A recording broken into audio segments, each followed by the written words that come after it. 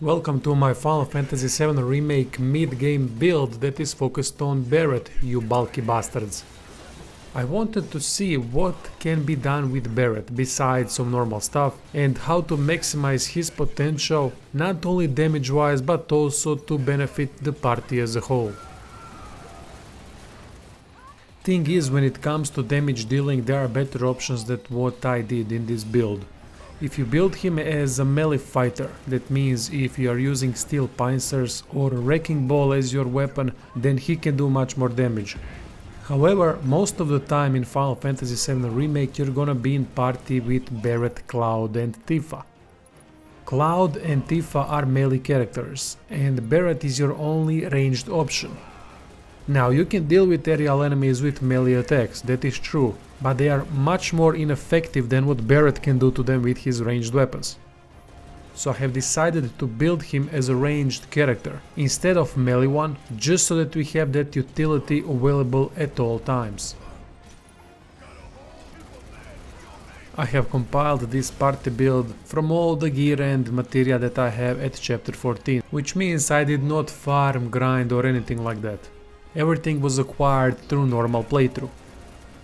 I would also recommend that at chapter 14 you finish Colosseum to receive manuscripts that will unlock further weapon cores more quickly. Big Bertha is the weapon that I'm using with Barret. It just has decent upgrades in general that work very well with any party setup, at least at this point in the game. As for the armor piece, go for whatever you want. I went with something that offers high boost against certain type of defense, in this case magic defense. Accessories Champion's Belt that increases HP pool and strength. Cloud is my tank and support character. I have chosen Iron Blade as his main weapon because Iron Blade boosts magic attack more than Buster's Sword. Magic attack works well with Cloud with this setup because he casts healing spells, and Iron Blade in general offers really balanced setup between tankiness and magic attack. Gothic Bangle is my armor piece because it offers balanced defense between magic and physical. Crescent Moon Charm is the accessory because it reduces damage taken by non-active characters. Perfect for tanking. Tifa is our spellcaster of the group, that's why I went with Mithril Claws, because these claws offer some really fantastic upgrades for casters. Again, for armor go for whatever you want, and for accessory I went with Spectral Cogwheel that fills up limit gauge when consuming magic points. Materia setup with Barret should look something like this. Main thing here is to connect elemental materia with any kind of element. Element of choice should depend on the situation that you're in. For example, if you're about to fight a tough battle, go into the battle, assess the enemy, and then press pause, retry from last battle, and then slot the best materia for that particular battle. This will maximize Barret's effectiveness in every fight. Next to that we have Luck Up materia. Luck affects critical hit chance. Magic Up is an optional thing here, I went with it just to level it up. And Barret can benefit so much from it because he's using that one elemental attack. Revival materia is also an optional thing, at least during the first playthrough, because you can use always Phoenix down in case you need someone revived. I slotted it to Barret just in case and to level it up as well. HP up materia is here to increase our HP pool, and Barret with Big Bertha upgrades has massive health pool, so benefits are fantastic. Next to that we have Subversion materia that we can use when enemies are protected by some defensive spells.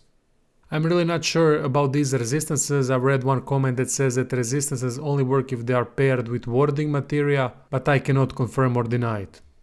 ATB boost is really good, especially at the beginning of the battle, to boost our ATB gauge to maximum after we use overcharge.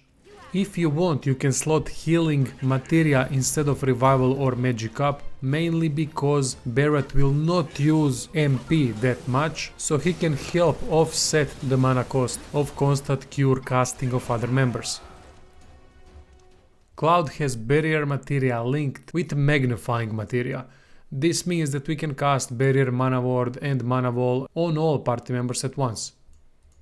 Next to that we have Steadfast Block that charges ATB gauge when guarding, which is very good for AI tanks. Then Auto Cure that can cast Cure automatically if there is enough ATB charges and mana points so that you don't have to do it manually.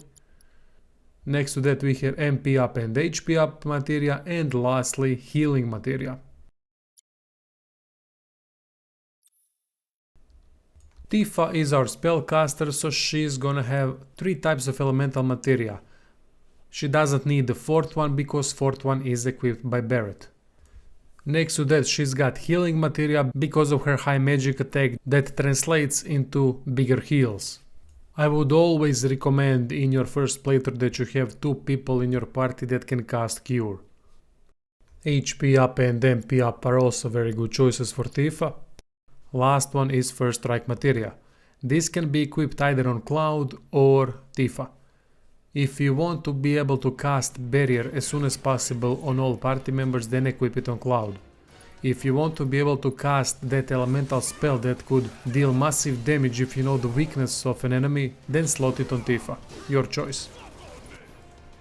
Big Bertha weapon offers a lot of HP upgrades, so I would advise you to go for it. From the first core I would also advise new materia slot. From next subcore I would advise self-healing 50% boost with low HP. This is the most significant one out of all the others. Next core go for HP upgrade, attack, power and new materia slots. Iron Blade of Clouds should have defensive upgrades, HP upgrades and any kind of damage reduction if possible, like from the first core. Next core, increase your HP a little bit more and go for self-healing boost when at low health. It is very useful when you're in tough situation. Subcore number 3, a little bit more defense, trade off new materia slot, and the next one go for some new materia slots and increase magic attack power.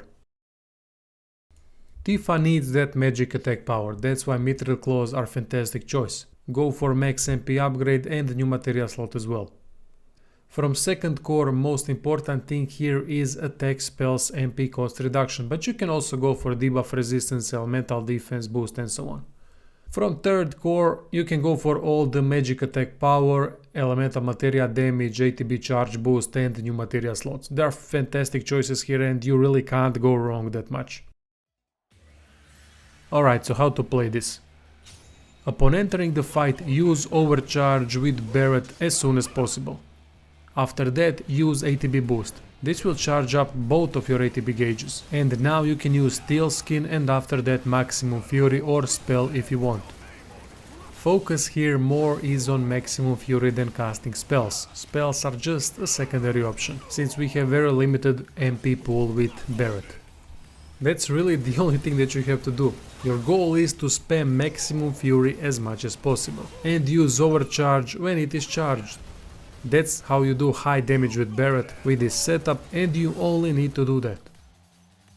That is why I love this setup the most. You have utility with ranged attack, great damage done from afar and high HP pool. So even if you're not playing as a tank, you are very tanky. Don't forget to cast barrier spell with Cloud as soon as possible too. If you know weakness of a boss, then equip Barret and Tifa with same elemental materia. That way your damage output increases significantly if you focus down the enemy with spells that exploit their elemental weakness. Usually I do not change Tifa's materia because before the boss fight there will be many different types of creatures you will fight with different weaknesses, and that is why I like to have almost at all times all types of elemental materia at my disposal.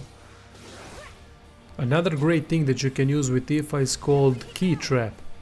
This unique ability from Mithril Claws is very devastating, especially if enemy is staggered or cannot move for some reason. It is also good to switch characters during combat from time to time just to get some aggro of Barret, because if you control Barret all the time he will draw all the aggro possible, and that can be a problem because enemies can interrupt him.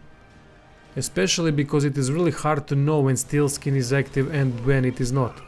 I don't see any buff icons and I don't see any visual clues at all when Steel Skin is active. Anyway, that's it. Hope you enjoyed the build. Thank you for watching and see you soon.